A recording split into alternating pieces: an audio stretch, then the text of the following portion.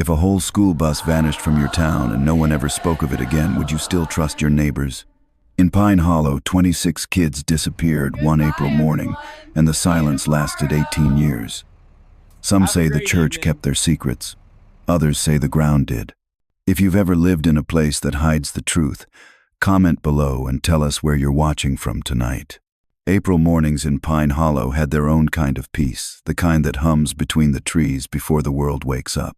The air smelled like sun-warmed pine and distant rain, and the whole town seemed to hold its breath as 26 high school seniors lined up beside the yellow bus parked in front of Pine Hollow High. Parents waved with paper cups of coffee, snapping photos, pretending not to be nervous. The bus engine rumbled like a restless animal. Laughter, camera flashes, and the sharp scent of gasoline filled the air. 17-year-old Anna Reed climbed the steps first, her curls catching the morning light. She carried a paper lunch sack in one hand and a disposable camera in the other. Her cousin, Claire Whitman, 12, waved from the sidewalk, holding her own cheap camera. "Bring me a souvenir," Claire yelled. Anna smiled. "How about a dinosaur bone?" Claire laughed. "Those are fossils, dummy." The bus driver, Robert Kane, leaned from his window. "Let's roll, folks. If we're late, the museum guide's gonna charge me for overtime." His voice had that fatherly weight small towns trust. One by one, the kids piled in. Backpacks, Walkmans, soda cans, and teenage chatter. The door hissed closed. Parents waved until the dust swallowed the bus, and Pine Hollow exhaled back into its slow rhythm, a place of church bells, grocery aisles, and stories that never leave the county line. By 11:45 a.m., the school bus stopped at Tucker's Gas and Feed on County Road 17. The station's old camera caught the kids piling out, laughing, teasing, stretching. Anna retied her shoe. White canvas with a rainbow stripe her cousin had teased her about.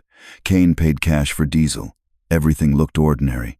But in the far corner of the security footage, a dark pickup truck idled, windows tinted, engine running, watching. By 2 p.m., the museum in Little Rock expected the bus. By 3, a teacher called. By 4, the principal paced the school hallway, phone glued to his ear. By 5, the sun dipped behind the pines, and Pine Hollow turned from curious to afraid. Deputies searched the highways. Helicopters circled until dawn. No tire marks, no wreckage, no signal, no sound. The next morning, the church filled before sunrise. Pastor William Harker preached that the Lord works in mysteries, his voice echoing through the wooden rafters. People nodded, prayed, and wept. And outside, under the white cross by the road, someone left 26 small candles flickering in the wind. Weeks passed. Flyers curled on telephone poles. Hope dried out like mud on boots. People whispered at diners, then stopped whispering altogether. The town stayed the same on the surface, but everyone knew it wasn't. Claire grew up with that silence pressing on her shoulders. She left Pine Hollow at 18 and never looked back, until the morning her phone rang 18 years later. The call came from Alma Tucker, the sister of the man who owned that same gas station from 1998. "Detective Whitman? They're building a new subdivision out by County Road 17. My brother said they hit something with the backhoe. Yellow paint. Looked like a piece of a bus." Claire froze. "Did you call the sheriff?" "Yes, ma'am. Sheriff Holler's already out there, but when I saw the color, I thought of you." The line went quiet. The air in Claire's small Austin apartment felt heavy, like a storm pressed against the windows. For years she'd worked cold cases, missing persons, runaways, lost things that stayed lost. But this wasn't work. This was a wound reopening. She hung up, grabbed her badge, her jacket, and the worn shoebox from the top of her closet. Inside, old photos, receipts, and a single broken rainbow shoelace tied into a knot. She held it for a long moment, feeling its weight like memory itself. The drive from Austin to Pine Hollow took nearly 6 hours. The sky stretched forever, endless asphalt, billboards half swallowed by vines, and that same slow hum of spring. She didn't turn on the radio. Didn't need to. The past filled the silence on its own. By the time she pulled into town, evening had slipped in. The gas station was gone, now replaced by a fenced construction site and a portable floodlight buzzing in the dusk. Yellow police tape fluttered around a crater of red clay. Deputies moved carefully, and there it was, the first glimpse in 18 years. A curved piece of yellow metal, rusted, scarred, but unmistakable. Part of a window frame still clung to it, 2 shards of safety glass catching the light, and along the metal, faint but legible, 3 black letters, D45. Claire's breath caught. The same marking she'd seen in yearbook photos of the bus that vanished. Sheriff Jacob Holler, older now, heavier, with a gray beard and eyes full of ghosts, turned when he saw her. "Didn't think I'd ever see you back here, Whitman. Didn't plan to be," she said, voice low. He nodded toward the wreckage. Construction crew found it 3 feet down. Could have been deeper, but the rain shifted the ground. "You ever think about how time unburies what it wants?" Claire didn't answer. She crouched near the yellow metal. The smell of rust and clay filled her nose. Beneath the dirt, something glimmered, a small, half-buried shoe buckle. She brushed it free gently with a gloved finger. A tiny arc of color gleamed beneath the grime. Rainbow stitching. Her throat tightened. Anna's shoes. "Bag it," Holler said quietly. "We'll send it to forensics." Claire's mind blurred. 18 years, and here it was, not proof of death, but proof of something worse. Proof that the silence had been deliberate. That night, the local diner filled again, just like the first vigil all those years ago. People spoke in half-whispers, eyes flicking toward her booth. The waitress set down her coffee, hand trembling. "You're Anna's cousin, right?" Claire nodded. The woman leaned closer. "They said you'd come back when the ground gave up its secrets. Just be careful, detective. Some folks here don't want those secrets found." Later, back at the motel, Claire spread the evidence across the bed. Photos, notes, and the rainbow shoelace beside her badge. Outside, thunder crawled across the hills. She couldn't shake the feeling that someone was watching. Her phone buzzed a text, unknown number. She opened it, expecting a colleague. Instead, her blood went cold. It was a photo, freshly taken. The same bus fragment from the construction site, glistening under a floodlight. But the angle wasn't from the press or law enforcement. It was from the tree line, a hidden perspective. And in the mud, beside the yellow metal, something else had been drawn, a symbol. A crude spiral, intersected by 2 lines. Under the image, a single message. "Don't come home, Claire." She stared at the screen until the glow dimmed. Her pulse thudded in her ears. That symbol, she'd seen it before. Years ago, carved into the wall of the Caldwell Ranch basement, where kids used to dare each other to spend the night. A place the grown-ups said was haunted. Claire whispered to no one. It wasn't haunted. The phone buzzed again. A voicemail this time, silent for 5 seconds. Then a low male whisper, faint, broken by static. "If you come back, come alone." Another pause. "We're still waiting." Claire's breath caught. She stood, walked to the window, and peeled back the curtain. The parking lot was empty. The highway beyond shimmered with heat, nothing more. But she could have sworn she heard it just faintly. From far off, an engine idling somewhere in the dark, patient as if it had been waiting 18 years. And in that stillness, she knew. The bus was only the beginning. Morning crept over Pine Hollow like a sigh, gray, heavy, and slow. The rain had rinsed the streets clean, but nothing could wash away the chill that clung to the town. The mist hovered low across the rooftops, as if the place was holding its breath, waiting for something terrible to remember. Detective Claire Whitman parked her rental in front of the Pine Hollow Sheriff's Department, the same red brick building she'd seen in her childhood on school field trips, back when law and order felt simple. The flag out front was soaked, drooping halfway down the pole. Inside, the air smelled like floor wax, dust, and the kind of coffee that's been reheated one too many times. Sheriff Jacob Holler met her by the door. He looked older, wider in the shoulders, slower in the step, but his eyes were the same, pale and weary, like he'd forgotten how to rest. "Welcome home," he said, though his tone made it sound like an accusation. "I didn't come home," Claire replied. "I came for the truth." He sighed. Same difference around here. In the evidence room, under flickering fluorescent lights, The fragment of the yellow bus rested on a tarp. Mud clung to its edges like dried blood. Next to it, inside a sealed plastic bag, sat a single artifact, a small white shoe with faded rainbow stitching. Claire stared at it for a long time. "Anna's," she whispered. Holler cleared his throat. The forensics boys confirmed it's from the district's fleet. 1998 make. Paint matches. But that, he nodded at the shoe, that's what convinced me. The silence stretched between them, heavy and full of ghosts. Claire's eyes followed the clean edge of the metal. "It wasn't torn from a crash," she said. "It was cut. Someone wanted it buried." The sheriff rubbed the bridge of his nose. "You're saying it was deliberate?" "I'm saying it was hidden." He looked at her for a long moment. "You really think you can dig up what's been buried this long?" Claire's voice was calm. "Time doesn't bury the truth, Sheriff. People do." The road to Caldwell Ranch was a winding, forgotten thing, a narrow stretch of cracked asphalt swallowed by pines and kudzu. She drove it with her windows down, letting the humid air sting her face. The smell of cedar and old rain clung to everything. At the gate, a no trespassing sign leaned sideways, half-eaten by rust. Claire ducked under it and followed the dirt path on foot.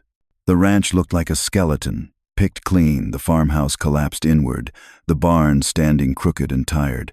Inside the barn, shafts of sunlight sliced through broken planks, catching the dust like floating gold. The air was thick with mold and the faint metallic tang of old tools. Then she saw it carved deep into one of the support beams, a spiral crossed by two lines. The same mark from the photo someone had texted her. Her stomach turned cold. She brushed her glove across it, fresh cuts over old scars. Someone had been here recently. "Don't touch that," a voice rasped. Claire spun, gun drawn. A man stood in the doorway, tall but bent with age, wearing a dirt-stained denim jacket.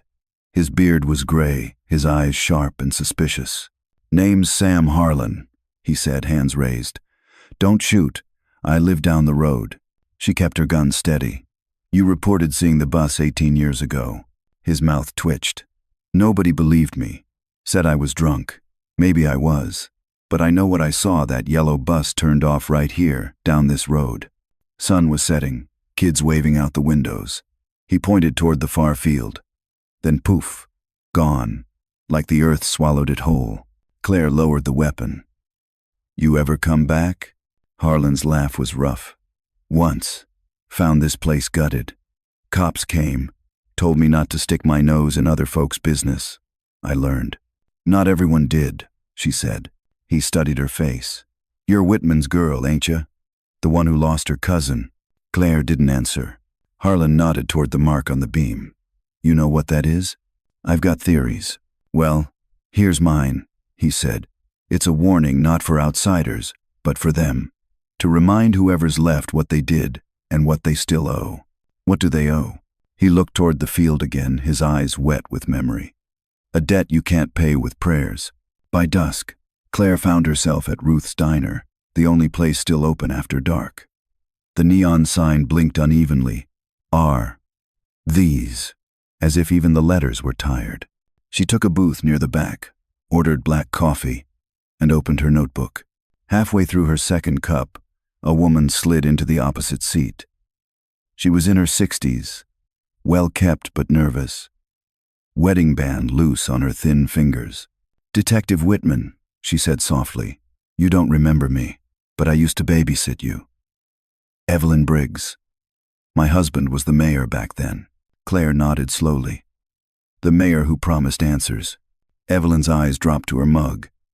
"He meant well at first, but he got in too deep." "In what?" She looked around before speaking.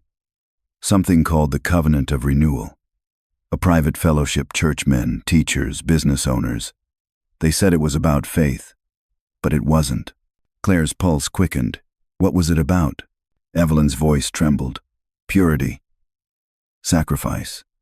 They believed innocence could erase sin.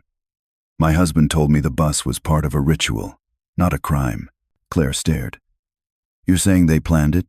Tears welled in Evelyn's eyes. "He thought no one would be harmed, that it was symbolic. But when the bus never came back, he broke. He'd wake up screaming, said the offering failed, that something went wrong, underground. Claire leaned in. Where underground? Evelyn shook her head. He never said, just that they sealed the place and swore silence. The diner's front door opened. A gust of cool air followed a man in a dark coat who took a seat near the counter. He didn't order anything, just watched. Evelyn's hands trembled. You shouldn't have come here, she whispered. They still meet. Not often, but enough. They never left Claire. The covenant still breathes. Who are they? Evelyn stood suddenly, fumbling a few dollar bills onto the table. If you dig into this, they'll come for you too. You're already being watched. Before Claire could stop her, the woman hurried out into the rain. Through the window, Claire saw her unlock a blue sedan, hands shaking. Then, for just a second, the diner lights flickered. When they steadied again, a black pickup idled across the street. The same one from the construction site footage. Its engine purred like a patient animal. Claire's phone buzzed. A text. A picture. Evelyn Briggs sitting in her car, frozen in her seat. The photo was taken from outside her windshield, a handprint smeared across the glass beside her face. No caption. Claire's heart slammed in her chest. She looked toward the street, but the pickup was gone. Only wet pavement and the echo of tires fading into the distance. Her hands shook as she sipped her coffee, now gone cold. A voice in her head whispered, "They're warning you." But she'd never been good at heeding warnings. It was close to midnight when she parked outside the old Pine Hollow High School. The building stood abandoned, its windows boarded, its gym roof sagging under years of rain. The air buzzed faintly with crickets. She turned off her headlights and sat still, staring at the flagpole in front of the entrance. Rain slid down the windshield in slow, crooked lines. Then movement. A girl. Standing in the rain. Barefoot, wearing a white dress, hair plastered to her face. Claire's chest seized. She pushed open the door, calling out, "Hey, are you all right?" The girl didn't move. She just turned her head slowly, eyes catching the lightning for a second, pale, almost silver. Then she ran toward the trees. "Wait," Claire shouted, splashing through puddles. By the time she reached the field, the girl was gone. Only a trail of small footprints led halfway across the mud before fading. At their end, carved into the cement base of the flagpole, was the same spiral symbol she'd seen in the barn. Her phone vibrated again. A new voicemail. No caller ID. She pressed play. Static at first, then a soft, trembling voice, a girl's. "Claire, it's me. It's Anna. Don't look for us." The recording ended with a faint click, followed by silence. Claire stood in the rain, her pulse roaring in her ears. Was it a trick? A recording? Or had she just heard her cousin's voice after 18 long years? She looked toward the black woods where the girl had vanished. The trees swayed like they were whispering something she wasn't meant to hear. And for the first time since she'd come back, Claire felt it that same heavy, humming silence Pine Hollow had carried for almost 2 decades. Only now it wasn't silence. It was waiting. The next morning came with sunlight too bright to trust. Pine Hollow looked almost peaceful. Church bells, coffee steam curling from the diner, kids on bikes racing past the courthouse as if nothing dark had ever touched the town. But to Detective Claire Whitman, peace here had always been camouflage. She sat in her motel room with her badge on the nightstand and the voicemail replaying for the 10th time. "Claire, it's me. It's Anna. Don't look for us. The voice was thin, trembling, almost swallowed by static, but it was Anna. Claire would have known that timbre anywhere. Half laugh, half whisper, the way she used to tell stories under the covers when they were kids. Claire wrote 3 words in her notebook. Anna is alive. She didn't believe in miracles, only in evidence. But evidence had a sound, and that voice was real. She needed help, but she also knew better than to trust Pine Hollow's silence. So she drove north toward County Records, a small building squatting behind the library, where the files smelled of mildew and old smoke. Inside, Deputy Nina Brooks, young and sharp-eyed, greeted her. "I heard you were back," Nina said, pushing her glasses up. "Didn't think you'd ever return." "Didn't plan to," Claire replied. "I need ownership records, Caldwell Ranch, First Baptist Church. and anything tied to the Briggs Family Foundation. Nina frowned but nodded. That's a wide net. I'm fishing for ghosts. An hour later, surrounded by yellowed pages and ink-stamped deeds, Claire saw it. The Pine Hollow Renewal Fellowship, incorporated in 1996 under the name of Pastor William Harker.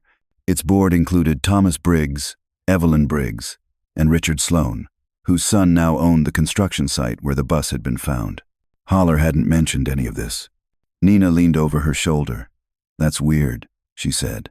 The fellowship went inactive in 2002, right after the bus disappeared. Claire traced her finger down the page. They didn't dissolve. They just went underground. That night, Claire parked outside First Baptist Church. The building loomed against the fading sky, white columns stained with rain, windows glowing with amber light from a service that should have ended hours ago.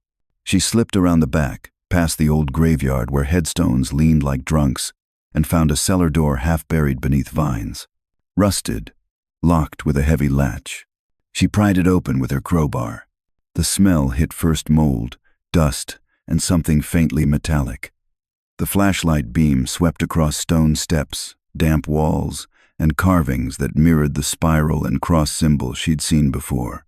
God, she whispered. The cellar opened into a room beneath the sanctuary. Rows of wooden pews lined the walls, smaller, older, marked with initials carved deep. At the far end, an altar of rough stone dripped wax from hundreds of burned-down candles. And above it, painted directly onto the wall, a single phrase in black, "The offering renews the flesh." A sound echoed the creak of a door above her. Claire killed her flashlight, crouched behind a pew, hand on her gun. Footsteps descended the stairs. Two voices, male, quiet, familiar. She strained to hear. "The girl in the diner," one said. She shouldn't have spoken. She didn't say much," the other answered. "But it's enough to stir things again. You know what happens when curiosity wakes." A pause. "What about Whitman? She'll find what we left for her." "They always do." Claire's pulse thudded. She recognized that second voice, smooth, cold, practiced. Pastor William Harker. He was alive. She peered through a gap in the pew. The light from their lantern flickered across his face, older now but unmistakable. He placed a leather-bound book on the altar, brushing dust from its cover. "She'll come here," Harker said, "and when she does, we'll finish what should have been completed in '01. The other man murmured agreement. They lingered a moment, then turned back up the stairs. When the sound faded, Claire rose and crossed to the altar. Her hands shook as she lifted the book. The leather was cracked, embossed with the same spiral symbol. She opened it carefully. Inside, lists of names, all written in careful script. At the top, a title, Covenant Register, The Children of Renewal. Her eyes skimmed down the first column, all 26 missing students. And below them, Daniel Cooper, added 2 years later. The last name chilled her. Anna Reed Reborn, 2019. Claire stumbled back. The candle wax snapped like small bones under her boots. Anna, alive, but reborn? She left the cellar in silence, locking the door behind her, heart hammering like a war drum. Outside, the town had gone still. No headlights, no passing cars, just the hum of crickets and the faint toll of a bell marking 9 o'clock. As she reached her car, her phone buzzed again. A new message. No number. A video this time. The camera panned slowly through a dark room, concrete walls, flickering lights. At the center, a chair. In the chair, a young woman. Hair matted, skin pale, eyes unfocused. For a second, the image froze long enough for Claire to see the rainbow stitching on her shoe. Then the woman looked up. "Claire?" she whispered. "It's not over." The video cut out. Claire's hands clenched around the phone. Her chest felt hollow, her throat raw. Behind her, somewhere in the shadows near the graveyard, gravel crunched. She turned, gun drawn. "Who's there?" No answer. Just the slow, deliberate creak of the church's main door closing on its hinges. The sound echoed through the night, long and low, like a sigh from something ancient. She forced herself to breathe, scanning the darkness. A shape moved by the tree line, tall, broad-shouldered, watching. "Show yourself," she said, voice steady.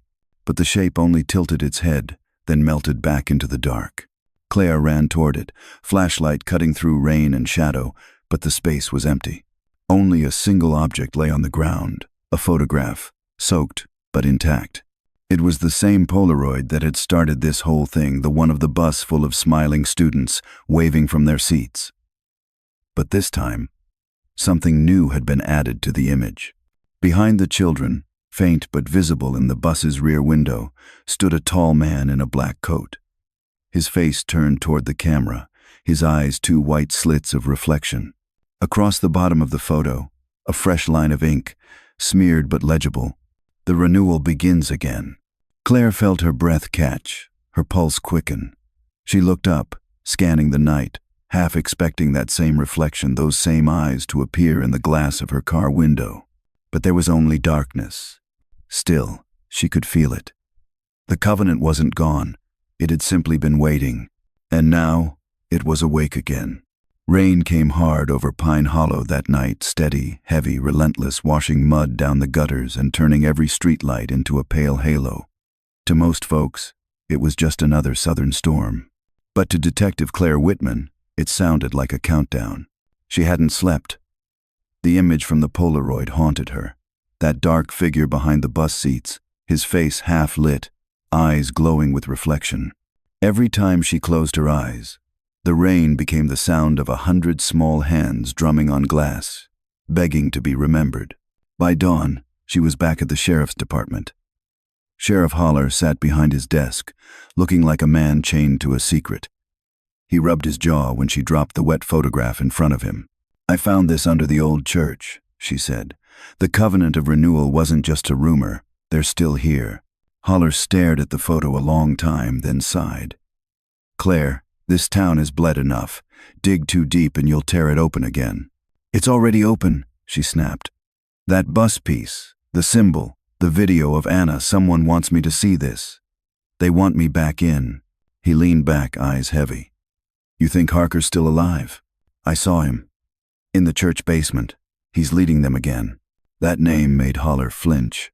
Pastor William Harker, the man who'd once preached forgiveness, but whispered salvation through obedience.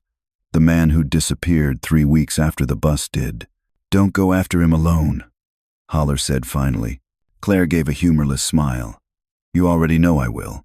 She drove south toward the old Sloan estate, a crumbling colonial mansion that overlooked the town from its lonely hill.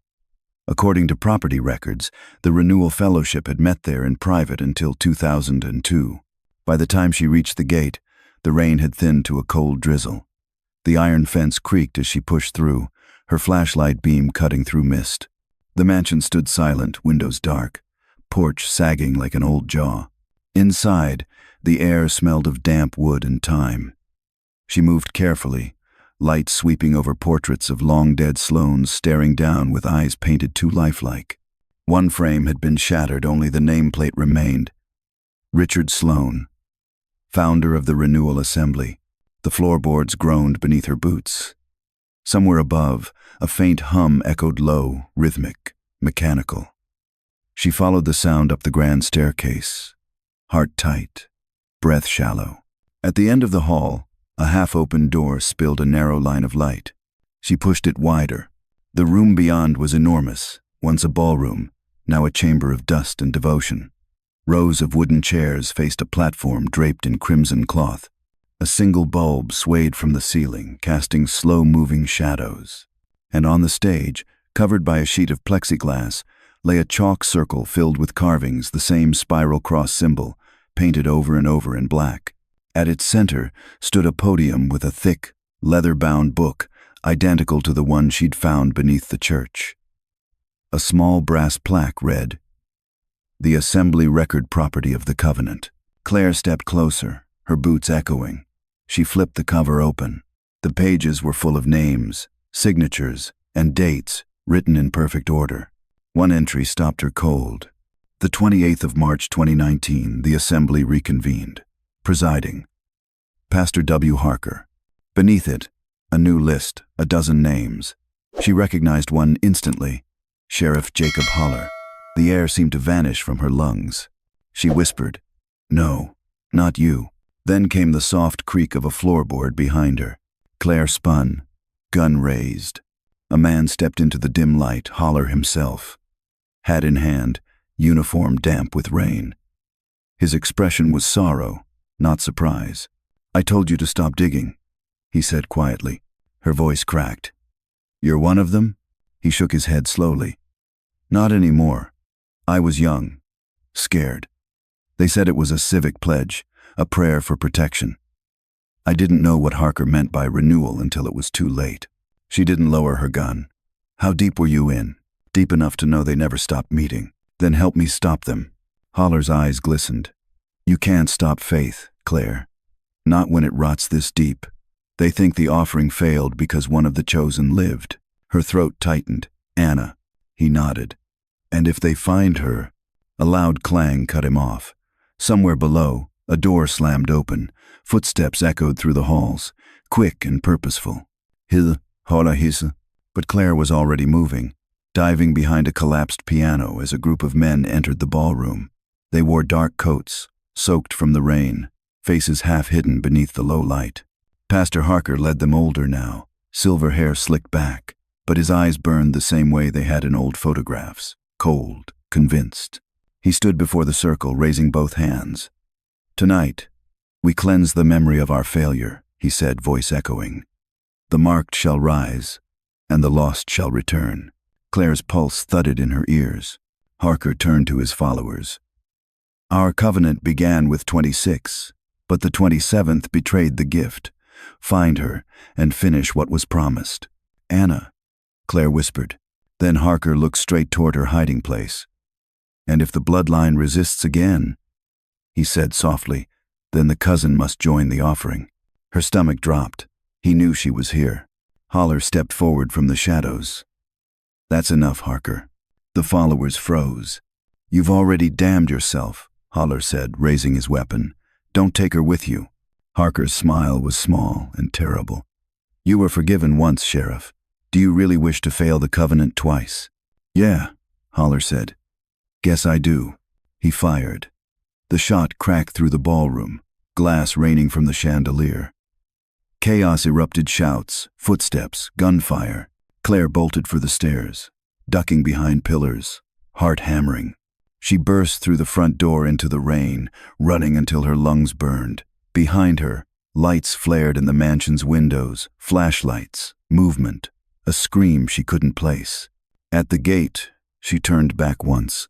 Through the sheets of rain, she saw the silhouette of Holler in the doorway, gun raised, shouting her name before two dark figures grabbed him from behind and dragged him back inside. The door slammed. Then silence. Claire's breath came in ragged bursts. She stumbled toward her car, soaked, shaking. Her hands trembled so violently she could barely start the engine. She drove blind for miles, until the road bent back toward town. Her phone buzzed on the seat beside her. One new message, no number. It was a single photo.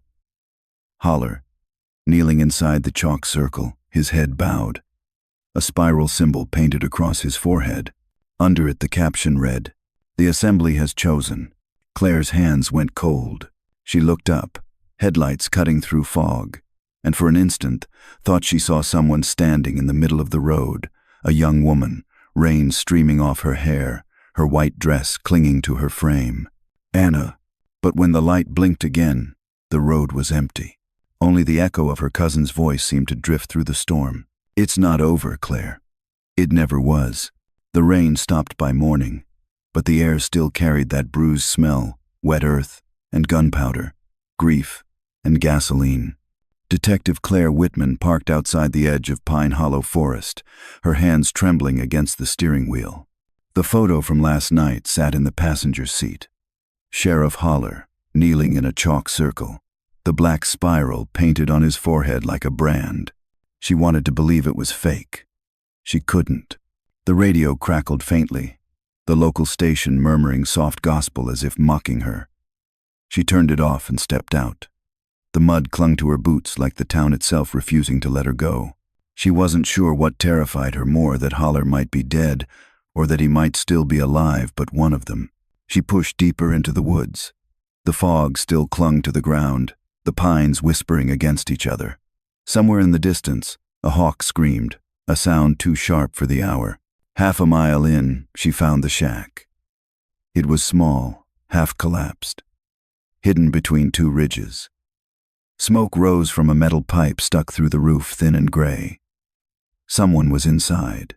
She drew her gun and approached quietly. The door creaked when she nudged it open.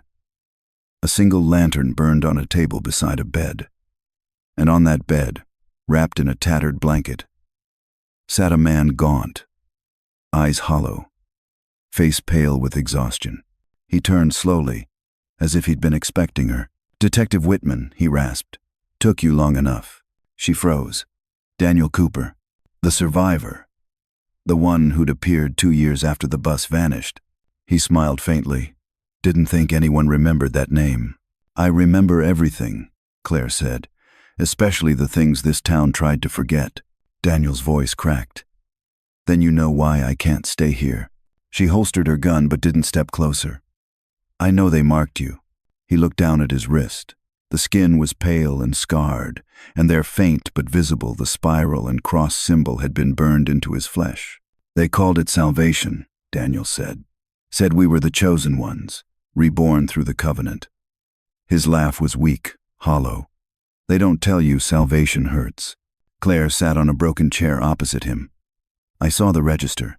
Your name was added 2 years after the bus disappeared." He nodded slowly. "Because I wasn't on the bus." Her heart kicked. "Then how?" "I was taken later," he said. "They needed a replacement. The ritual had to stay complete. 26 offerings. But one escaped." "Anna," Claire whispered. Daniel looked at her sharply. "You've seen her." "Not in person," she said, "but she's alive. Or someone wants me to believe she is." He ran a trembling hand through his hair. "If she's alive, then the covenant failed. And if it failed, they'll try again." Claire leaned forward. "Tell me everything." Daniel's voice grew steadier, like someone finally unburdening years of nightmares. "We were kept underground, beneath the ranch, maybe somewhere else, it's hard to tell in the dark. They made us repeat verses until we forgot our names. They said the mark connected us to the assembly above. Every scar was a promise to silence, to obedience." "Who did it?" Claire asked. "Harker," Daniel said instantly. "He called himself the Shepherd. Said he'd been chosen to guide the renewal of flesh. He believed sin lived in the bloodline, and that by taking the young, he could cleanse the old." Claire's voice was low. "A cult disguised his faith." Daniel nodded. "He didn't just disguise it, he sanctified it. The church protected him, the town turned a blind eye, and the ones who knew too much disappeared. They told us our families gave us willingly to make the world new again." Claire's chest tightened. "And you believe them?" "I wanted to," he whispered. "It hurts less when you believe." They sat in silence for a moment, the wind pressing softly against the shack walls. Then Daniel reached into a tin box beside the bed and pulled out a folded sheet of paper. He handed it to her. "I kept this," he said. "Didn't know why, but I think it was meant for you." Claire unfolded it carefully. It was a hand-drawn map, lines crude and smudged by age. In the corner, a single word. "Redemption." "This leads to them?" she asked. "It leads to what's left," he said. "The renewal grounds, where they take the mark to finish what was started." She studied the map. It wound through the forest, past Caldwell Creek, to an area marked with a small circle labeled Haven. "Daniel," she said, meeting his eyes, "you need protection. Come with me." He shook his head. "I can't. They still see through us. Every marked one carries a thread back to the covenant. If I leave, they'll follow me." She reached for his shoulder. "Then let me help." He flinched hard, clutching his arm, gasping in pain. "Daniel." His voice dropped to a panicked whisper. "They're here." Before she could react, the lantern flickered violently. A gust slammed the door open. Claire rose, gun drawn, flashlight sweeping through the storm of dust. "Daniel, stay down." No answer. When the light steadied, he was gone. The blanket on the bed lay crumpled, the window beside it open, the wind carrying in the smell of burnt metal. On the wall above the bed, scratched into the wood with something sharp, the spiral mark was fresh again, still wet with blood. Claire's breath caught. She stepped closer and found 3 words scrawled beneath it. They found me. Then, faintly from deep within the forest, came a sound that didn't belong to the wind. A low, rhythmic hum. Voices chanting in unison. She turned off her light and listened. It was distant but growing louder. She followed the sound through the trees, mud slick beneath her boots, heart pounding like thunder. The forest thinned, opening to a clearing lit by torches. And there a dozen figures in black cloaks stood in a circle, heads bowed, voices rising in strange harmony. At the center, something hung from a wooden frame. A man. His arms were bound, his head tilted forward. Claire's stomach twisted when she saw his face. Daniel Cooper. Alive. Barely. The spiral symbol was carved into his chest now, blood glistening in torchlight. The chanting grew louder. Pastor Harker stepped forward, hands raised. "The marked return to the flame," he said, voice trembling with joy. "Their flesh redeems our failure." Claire's vision blurred with fury. She raised her gun and fired once, then again. The first shot shattered a torch. The second grazed Harker's sleeve. Screams erupted. Figures scattered into the trees. She ran to Daniel, cutting him loose. He slumped into her arms, blood seeping through his shirt. His lips moved weakly. "Claire," he whispered. They made more." "More what?" His eyes rolled back. "Marked children, hidden, waiting." Then his pulse stopped. Claire swallowed hard, blinking through tears, staring down at the man who tried to escape twice and failed both times. Behind her, the wind shifted, carrying a faint sound, almost a song, a child's voice, humming.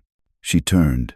Between the trees, 2 small silhouettes stood side by side, hands clasped. Their eyes reflected the torchlight, silver and hollow. When she called out, they vanished into the dark. Claire's knees felt weak.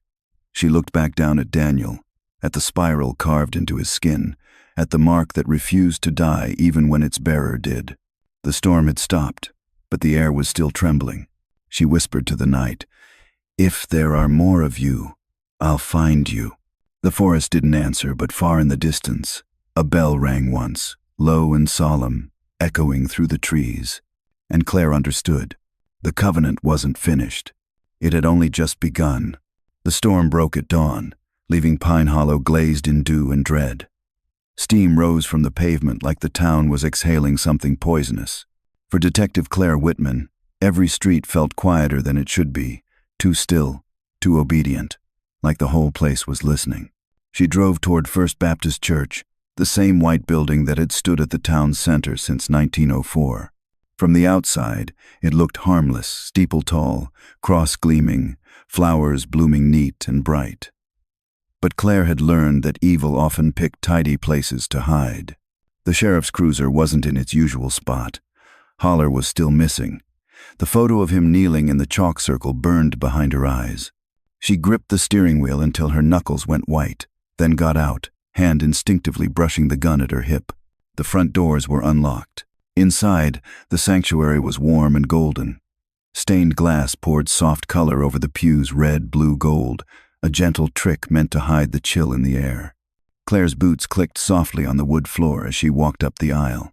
From somewhere below, faintly, came the echo of a voice. A low, rhythmic chant, too muffled to understand. Her pulse jumped. She remembered the cellar from weeks ago, the altar, the carvings. She found the side corridor that led to the back stairwell, the one that descended beneath the choir loft.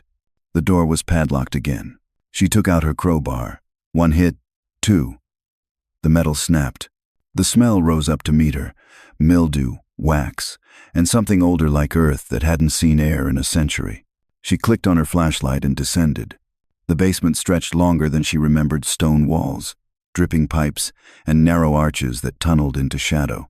On the walls, the spiral and cross symbol appeared again and again, carved deep into the stone like the walls themselves were branded. She followed the sound, the voice.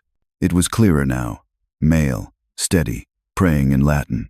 Claire turned a corner and froze. The room beyond was lit by dozens of candles. At its center stood Pastor William Harker, dressed in a black cassock, his hair silver under the flickering light. In front of him knelt 6 figures, townspeople. Ordinary faces she recognized. The pharmacist, the school custodian, one of the city councilmen. Each had the same mark painted on their forehead. Harker's hands were raised, his voice calm and commanding. The covenant renews in blood and silence. The marked have been found. The vessel awaits. Claire's heart hammered. The vessel. The word turned her stomach. She stepped into the doorway, gun drawn. "Put your hands where I can see them." Every head turned. Harker smiled small, gentle, as if she'd just come home. "Detective Whitman," he said softly. "We prayed for your arrival." "Don't move," she snapped. "Why would I run from faith?" He took one slow step toward her, palms open. "You think this is about death, but we serve renewal. You, of all people, should understand resurrection. You've seen her." Her throat tightened. "Anna?" He nodded. "The prodigal child returned. The covenant is complete through her. The offering lives again." "Where is she?" Claire demanded. "Closer than you think." Before she could answer, a sound echoed from the far end of the tunnel. Footsteps, soft but quick. Claire pivoted, flashlight slicing through darkness. "Don't shoot," a voice called. A figure emerged, Deputy Nina Brooks, breathing hard, eyes wide. "Claire, you need to see this," she gasped. "The morgue, the victims, they're gone." "What victims?" Claire said, not taking her gun off Harker. "The ones from last night. The ritual site. Daniel Cooper's body missing." Claire's blood went cold. Harker chuckled. "You see, even in death, the marked return to us. Flesh to earth. Earth to covenant." Claire fired a warning shot into the wall. "You're done preaching. Get on your knees." But Harker didn't flinch.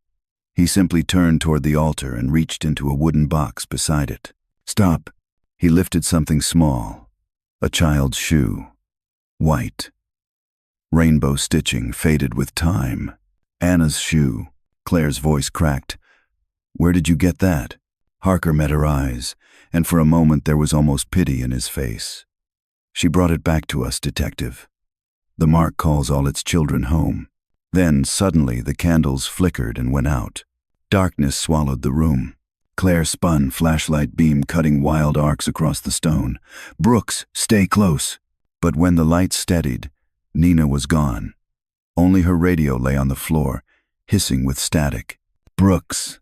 Silence. Then a whisper, inches from her ear. "You can't save what belongs to the covenant." She turned and fired. The flash lit the room for half a heartbeat. Harker was gone. The followers scattered down tunnels like shadows peeling from walls. She ran after them, chasing the echo of their steps through the maze of corridors. Her flashlight caught movement ahead, the tail of a coat vanishing around a corner. The passage opened into a vast underground chamber she'd never seen before. The ceiling arched high, ribbed with old timber beams. In the center stood a stone baptismal pool, half filled with murky water. Floating in it, a body. Claire rushed forward, pulling it out. It was Holler, alive. Barely. His skin was pale, lips blue, the spiral carved faintly on his chest. He coughed water, eyes rolling open. "Claire," she held him. "You're okay. I've got you." He gripped her arm weakly. He took them underground, all of them. "The children." "What children?" His voice trembled. "They were never buried, Claire. The bus wasn't a grave. It was a door." Her stomach dropped. "A door to what?" He coughed, a rattling sound deep in his chest. "To them. To the ones below." He went still. For a long moment, Claire knelt beside him, the sound of dripping water filling the silence. Then faintly, from somewhere deeper in the tunnels, came a child's laugh light, echoing, wrong. She stood slowly, flashlight trembling in her hand, and followed the sound. The tunnel narrowed, then widened into a cavern lined with stone steps. Candles burned in small alcoves, lighting a mural painted across the wall, a school bus, drawn in red pigment, its doors open, children stepping out into darkness. Above it, written in black, the words, "The Covenant of Renewal welcomes its return." At the bottom of the mural, something glittered, a metal tag, half buried in dust. Claire picked it up, wiped it clean. It was a keychain, shaped like a tiny camera. The one she'd given Anna when she was 12. She turned it over. On the back, scratched by hand, were 4 words. "We never left, Claire." Her throat locked. She staggered back, heart racing.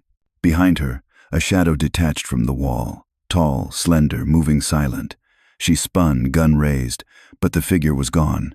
Only the echo of slow, deliberate footsteps retreating into the dark. Claire backed toward the stairs, whispering to the empty air, "You can't hide her from me." The last candle flickered and went out, leaving her in complete darkness. Then a voice, soft, childlike, echoed through the tunnels. "We're still waiting for the bus." The words bounced off the stone, impossibly far yet close enough to chill her skin. And in that suffocating dark, Claire realized the truth: the church had never been a house of God. There was a gateway, and something beneath Pine Hollow had been waiting a very long time for the door to open again. Rain had finally stopped, but the sky over Pine Hollow still glowed a bruised orange from the wildfires burning miles away. The air carried the smell of smoke and wet ash, thick enough to sting the eyes. Detective Claire Whitman stood outside the sheriff's office, sleeves rolled up, hair matted to her neck. She hadn't slept in 36 hours. Inside, chaos buzzed like a hornet nest. Phones rang. Radios crackled. Deputies rushed between bulletin boards, covered in maps, photos, and evidence tags. In the center of it all sat the recovered bus pieces, twisted metal and shattered glass spread across tables like the bones of a god they shouldn't have dug up. "Ma'am," Deputy Reeves called, breathless. "We've got activity out by the old timber road. Smoke again, not from the wildfires. This one's local." Claire's chest tightened. "The church?" He nodded. "Or what's left of it." They sped down the back roads in convoy, 3 cruisers and a fire truck trailing behind. As they crested the hill overlooking the town's edge, the sight hit her like a punch. First Baptist Church of Pine Hollow, the Covenant's nest, was ablaze. Flames licked up the steeple, swallowing the wooden cross, while the stained glass melted in streams of color that dripped like blood. The sound was monstrous, the roar of burning timber mixed with something else. Chanting. Claire's hands shook as she gripped her flashlight and stepped into the heat. "Get the perimeter sealed," she shouted. "Nobody, in or out." The fire chief hesitated. "Detective, that building's about to go. Then I'll make it quick." She pushed through the smoke, coughing, eyes watering. The inside was collapsing in waves of sparks. Pews burned like kindling, and through the heat shimmer she saw them, figures, unmoving, sitting where the congregation had always been. She stumbled closer. The shapes were mannequins. No, not mannequins' bodies. Dressed in black robes, each with the spiral symbol carved into their foreheads. The Covenant had gathered to burn with their altar. A voice echoed from the pulpit, faint under the crackle of flame. "You're too late, Claire." She spun. Out of the haze stepped Pastor William Harker, face blistered with heat, eyes glassy but calm. "You came looking for faith," he said softly. "Now you'll see it reborn." "Where's Anna?" she demanded, coughing hard. He smiled, teeth dark with soot. "She's home." The ceiling groaned. A beam crashed behind him, showering embers. Claire raised her pistol, hands trembling. "Don't move." He spread his arms wide, fire curling around him like wings. "The Covenant doesn't die, Detective. It renews. Always." Then the floor beneath him gave way. He fell through into the darkness below the tunnels. Claire ran forward, barely dodging another collapsing beam. She dropped to her knees at the hole's edge and peered down. Smoke poured upward, obscuring everything. The smell of burning earth was unbearable. She heard voices from below. Children, singing softly through the crackling flames. "We're still waiting for the bus. We're still waiting for the bus." Her stomach turned cold. She grabbed a rope from the fire truck, tied it to a beam, and lowered herself down. The heat thickened as she descended, walls glowing red from the fire above. At the bottom, she landed ankle-deep in water the tunnels had flooded partially from the rain. The chanting was louder now, echoing through the stone corridors. Claire followed it, gun in one hand, flashlight trembling in the other. The tunnel opened into the underground chamber again, only now it glowed with shifting firelight from cracks in the ceiling. Shadows danced along the carvings, and at the center of the room stood Anna. Her cousin's hair was cut short, face pale, eyes distant. She wore a black robe and a silver pendant shaped like a bus wheel. Around her, a circle of children swayed, chanting softly. "Anna," Claire whispered. Anna looked up, and for a fleeting second, recognition flickered. "Claire?" Her voice was small, almost childlike. Claire stepped closer. "You're safe now, baby. We can go home." Anna tilted her head. "Home? This is home. We came back." She pointed toward the far wall, where something massive loomed behind sheets of smoke. The bus, or what was left of it, rebuilt from the fragments unearthed over the past months. Metal welded to metal, rust fused with clay. Someone had been reconstructing it underground piece by piece. Claire's heart slammed. "Who did this?" Anna smiled faintly. "He said it would carry us again, that we'd finish the trip." "Harker," Claire muttered. A deep rumble shook the tunnel. The ceiling cracked, sending dust raining down. Fire seeped through the fissures like liquid gold. "Anna, listen to me." Claire grabbed her shoulders, shaking her gently. "He lied to you. That bus killed you once. It'll kill you again." But Anna only looked at her with hollow calm. "You don't understand, Claire. It's not meant to take us away. It's meant to bring something back." Before Claire could respond, a voice boomed from the shadows, raw and ragged. "And it already has." Harker stepped forward, burns covering his arms, robe half gone. His eyes glowed in the firelight. "The vessel is complete. The children are ready." He slammed his hand onto the bus's metal frame. The air shuddered, and every child in the circle gasped, their chant rising into a single, piercing note. Claire fired. The bullet struck Harker's shoulder, spinning him backward. "No one else dies tonight." But the chanting didn't stop. The bus began to shake, its metal groaning as if alive. Light poured from its windows, pale, pulsing. "Wrong." Anna screamed, covering her ears. "It's waking up." Claire grabbed her arm. "Move." They ran toward the tunnel as the bus split down the middle with a shriek of metal.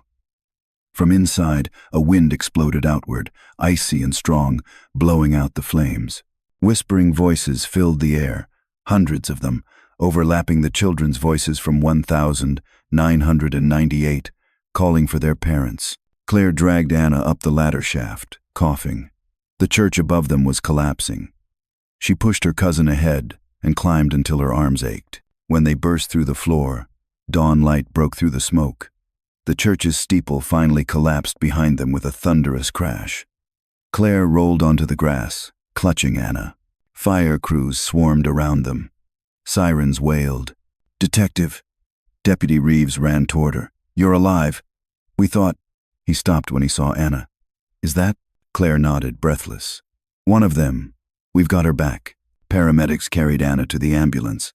She looked over her shoulder, eyes glassy. "Claire," she whispered. "They're still down there." Claire gripped her hand. "We'll find them all." But before the doors closed, Anna added softly, "You don't understand. They're not down there. They're everywhere." Claire's breath caught. "What do you mean?" Anna's gaze drifted past her, toward the horizon where the smoke cleared to reveal the quiet town. "They never left, Claire. They just changed their faces." The ambulance door shut. Claire stood frozen, the dawn light breaking through the smoke, warming her trembling hands. She looked back at the burning church, then at the town below Pine Hollow's neat streets, its houses, its silence. From somewhere distant, a faint sound rose, the low rumble of an engine. A yellow school bus rolled slowly down Main Street, empty, windows dark, and as it passed under the rising sun, its number plate caught the light. 2-5, District 45. Claire whispered, voice breaking. "That bus was destroyed." Reeves stared after it, pale as ash. "Then what the hell are we looking at?" The bus turned the corner and disappeared.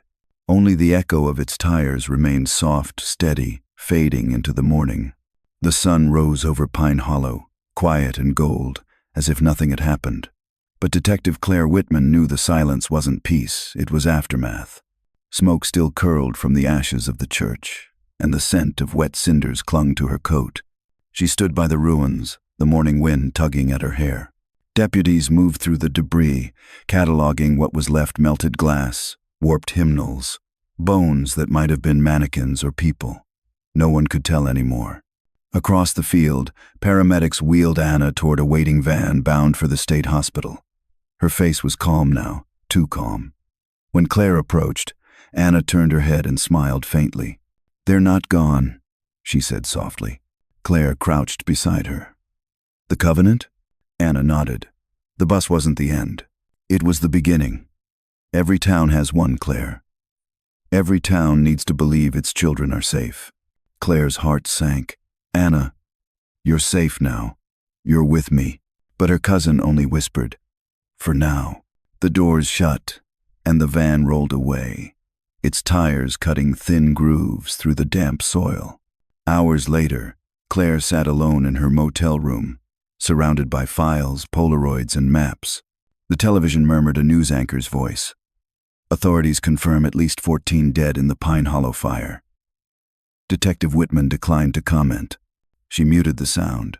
Her reflection in the dark screen looked older, heavier, not just from exhaustion, but from something deeper. The kind of weight that comes when you realize evil doesn't die, it just changes its name. A knock came at the door. She opened it to find a courier, young, polite, holding an envelope. "This was left at the station for you, ma'am. No return address." She took it. "Thank you." The envelope was pale yellow, edges singed as if touched by flame. Inside was a single Polaroid. A school bus, gleaming new, parked in front of an elementary school in Ohio. Children lined up beside it, smiling, backpacks on their shoulders. And on the side of the bus the painted number, D4-5. Claire's stomach clenched. She turned the photo over. 4 words scrawled in red ink. "We are still waiting." The room seemed to tilt. She grabbed her phone, dialing the sheriff's line, but before it rang through, another sound filled the air, faint, distant, mechanical. An engine. She froze, walking slowly to the window. On the far road beyond the motel, through the morning fog, a yellow bus rolled by, empty, its headlights off. For a moment, she thought she saw Anna in the window, or maybe just her reflection. Then it turned the corner and vanished. Claire stood there a long time, hand trembling around the Polaroid, until the silence settled again. Finally, she whispered to no one. The field trip never ended. Outside, the wind carried the faintest echo, the sound of children laughing, far away, fading into the woods. And deep beneath the ashes of Pine Hollow, under the soil still warm from fire, something metal shifted softly, the groan of a bus door opening. The story of Pine Hollow isn't just a tale of mystery or fear. It's a mirror held up to our society, reflecting how silence can be more dangerous than evil itself. Beneath the haunting image of a missing school bus lies something profoundly human. The cost of denial, the courage it takes to confront truth, and the quiet heroism of those who refuse to look away. Detective Claire Whitman's journey through the ashes of her hometown is a reminder that trauma never stays buried. It seeps into the soil, into families, into the air we breathe. Every generation inherits the courage or the cowardice of the one before. The covenant that destroyed Pine Hollow was not born from monsters, but from people who traded morality for comfort, truth for control. And in that, the story becomes painfully real. It challenges us to ask uncomfortable questions. How often do we choose silence when speaking up might save someone? How many times have we mistaken tradition for truth? The story forces us to face the reality that evil is not always loud or violent. It is often polite, respected, and hiding behind the mask of normalcy. Yet amid the darkness, the vanishing of District 45 also carries hope. It shows that love, memory, and persistence can break the strongest curse. Claire's determination to bring back her cousin is not just a detective's duty, it's an act of love that restores humanity to a town that lost it. The message lingers long after the final page. Healing begins the moment we stop pretending not to see. Truth, no matter how painful, is the only light strong enough to burn through generations of silence. And sometimes, the bravest thing we can do is simply keep looking,